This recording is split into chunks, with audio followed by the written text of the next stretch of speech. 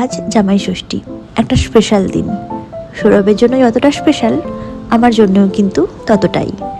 6:30 মতো বাজে সকাল, দুজন মিলে রেডি হয়ে বেরিয়ে পড়লাম। গন্তব্য আমার মামার বাড়ি, কারণ একমাত্র ওইখানেই 2 জেনারেশন একসাথে ফোঁটা পাবে। গিয়েই দেখি বোন লুচি বেলছিল, আমি একটু ভেজে দিলাম। আর ওদিকে আলু ভাজাটাও হচ্ছিল, সেটাও একটু দেখে দিচ্ছিলাম। এই তো 2 জেনারেশন একসাথে বসে গেছে। আমার বাবাকে দিদু ষষ্ঠীর ফোঁটা দিচ্ছে, আর তারপর সৌরভকে আমার মা।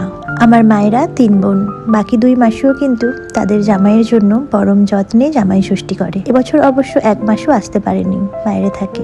এই ছোট মাসিও ষষ্ঠীর ফোঁটা দিল, আর আমি একটু হেল্প করছিলাম বাসন্তী পোলাওয়ে। সমস্ত খাবার দাবার পরিপাটি করে মা রেডি করে দিয়েছে, সাথে কোল্ড ড্রিঙ্কসও ছিল।